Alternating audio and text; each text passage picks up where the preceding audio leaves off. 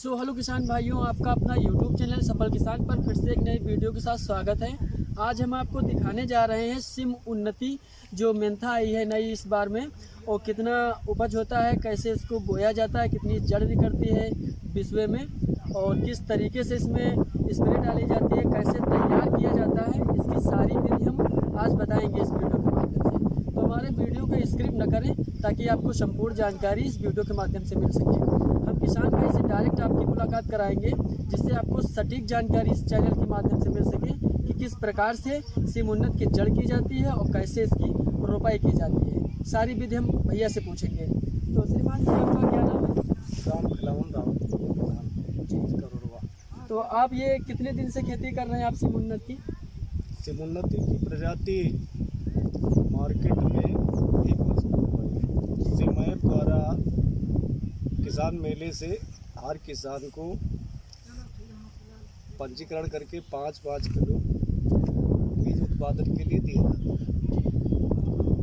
वहीं से 5 किलो मुझे भी प्राप्त हुई थी। जी जी। उस 5 किलो बीज का ला करके हमने पहले उसे फफूंदनाशक नाम बदल गया नहीं आ रहा, जिससे हम टाइकोडर्मा से उपचारित किया। उपचारित करने के बाद नर्सरी बनाई छोटी सी, उसमें बुवाई कर दी। तो प्रधान जी, आप ये जो नर्सरी किया है, तो ये नर्सरी अपने घर पे किया था कि खेत में किया था आपने? खेत ही में किया था। तो नर्सरी किस विधि से की थी, उसमें क्या क्या डाले थे आप? नर्सरी की गोड़ाई कर दी। जी जी। गोड़ाई करने के बाद मिट्टी को भुरभुरी बना दिया जी। कुछ मात्रा में DAP खाद मिला दिया। जी, और गोबर खाद भी डालते हैं उसमें? देखो, गोबर खाद तो उस समय उपलब्ध नहीं थी, तो हमने बिना गोबर खाद के ही डाल दिया। अगर गोबर खाद होती तो और अच्छी होगी। फिर भी नर्सरी मेरी अच्छी होगी, बढ़िया चल रही है। बढ़िया विकास हुआ। कल्ले निकलने के बाद जो पौधा उगकर 1 इंची की 2 इंची का हुआ, 2 इंची के लगभग हुआ। 2 इंची का हो जाएगा। तो उसको मैंने एक बार ध्यान से देखा। जी। इस जो वैरायटी है, किस्म है, इसमें किसी अन्य किस्म के पौधे तो नहीं। जी जी। मुझे 2-4-10 पौधे उसमें दिखाई दिए जो लगा कि जो दूसरी किस्म के हैं। उसमें मैंने उनको निकाल लिया। जब हमारी नर्सरी 45 से 50 दिन की हो गई, तो रोपाई के लिए खेत जो तैयार था, उसमें लाइन द्वारा पंक्तियों में मैंने रोपाई करा दी। जी। अच्छा, आप ये बता सकते हैं लाइन में पौधा रोपित करने से क्या फ़ायदा होता है और छींटा बोने में क्या दिक्कत रहती है? लाइन में पौधा रोपाई करने से फ़ायदा ये है कि हमको खरपतवार निकाई करने में सुविधा बैठती है। अच्छा, निराई करने में बहुत अच्छा रहता है। सुविधा बैठती है। जी। दूसरी चीज़, जब लाइन से लाइन की दूरी होती है, पौधे जो हमारे एक लाइन में होते हैं, जी। इससे हमारी पत्तियां जो हैं देर तक पौधे से लगी होती हैं, गिरती नहीं। और हवा का बहाव बढ़िया होता है। जी जी। तो ये सब मतलब लाइनिंग में पेड़ लगाने से ज़्यादा लाभ मिलता है। ज़्यादा लाभ। तो जब आपकी नर्सरी हो गई घर पे, तो नर्सरी में कितने दिन का पौधा हो गया तो आप यहाँ खेत में रोपाई किया इसकी लाइनिंग में? करीब 45 से 50 दिन के बीच में।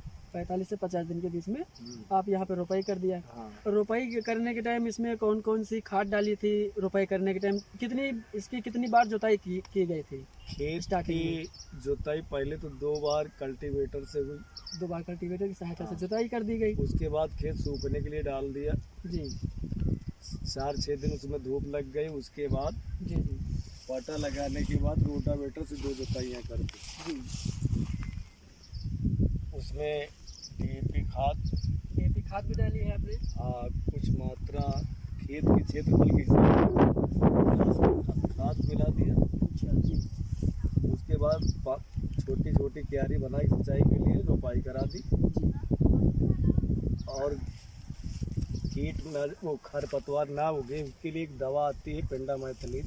जब पेंडामेथिलिन आप लगाते हैं, जब जैसे पौधा रोपित कर देते हैं, लगा देते हैं, तो उसके बाद पेंडामेथिलिन डालते हैं, पहले डाल देते हैं? रोपाई के पहले, जो रोपाई से पहले ही डाल पहले देना है। ही खेत में एक टंकी में लगभग 50 ग्राम जी पेंडामेथिलिन घोल बना करके छिड़काव कर दिया जाता है। जी जी उसके बाद रोपाई की जाती है, जिससे कि हमारे छोटे छोटे खर जो तत्काल तुरंत न जामे। जी और जब बाद में 1-2 सिंचाई बाद खर कुछ निकल भी आते हैं तो उसकी निराई करा दी जाती निराई है। करा दी जाती है।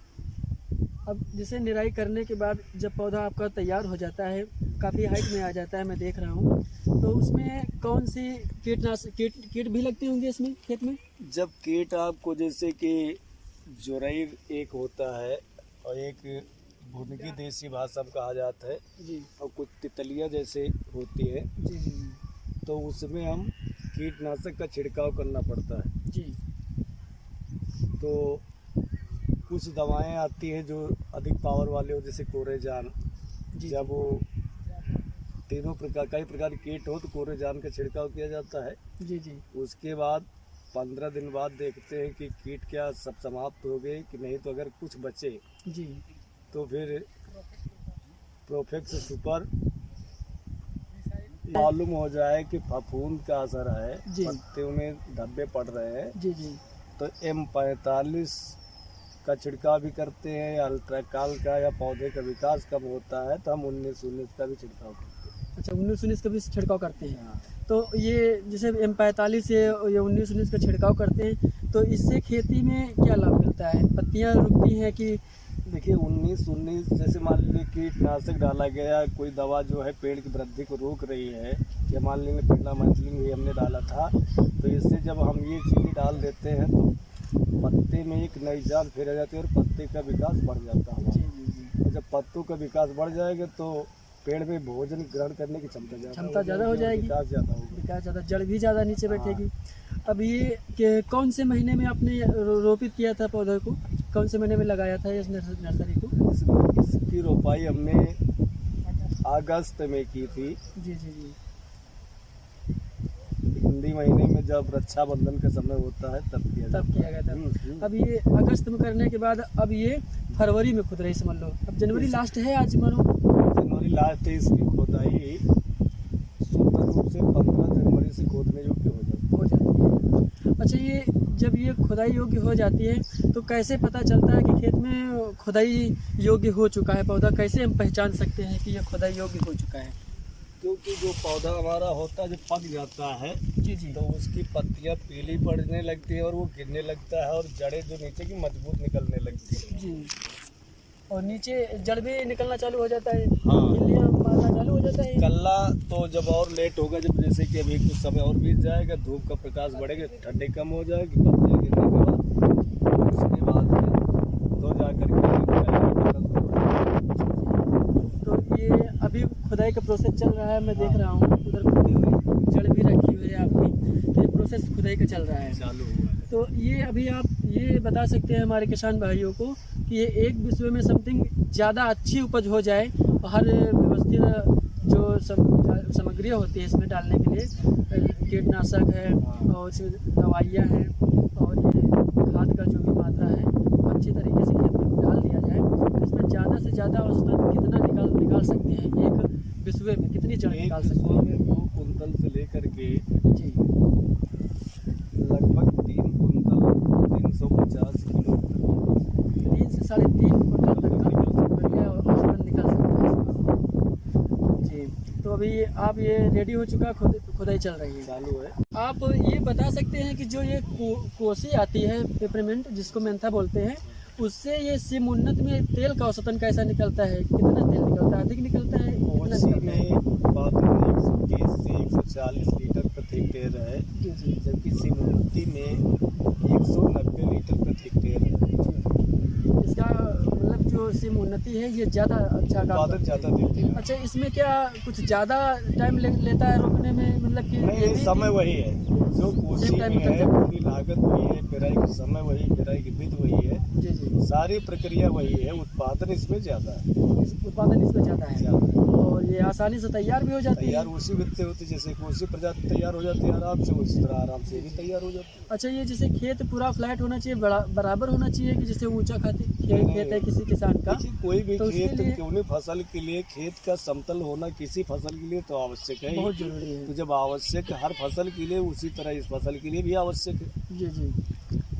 ऊंचा खाली कोई आवश्यकता नहीं है, समतल खेत होना चाहिए। अच्छा, ये जो मैं एक चीज़ पूछना चाहता हूँ, जब मेंथा काटने योग्य हो जाती है, जब हम टंकी में ले जाने के योग्य हो जाते हैं कि इसकी कटिंग करते हैं, तो कटिंग करने से 1 हफ्ता पहले या 10 दिन पहले इसमें कोई खाद डाली जाती है कि बस ऐसे काट लिया जाता है? ये हम तो आज तक कोई खाद नहीं डाला है, लोग जो फर्जी अफवाह फैलाते हैं, अगर फसल अच्छी है तो वही तेल अच्छा निकलेगा। जी। तो ये सूखा खेत होना चाहिए कि बिल्कुल नहीं गीला होना चाहिए? गीला खुदाई भी के नहीं टाइम होना चाहिए।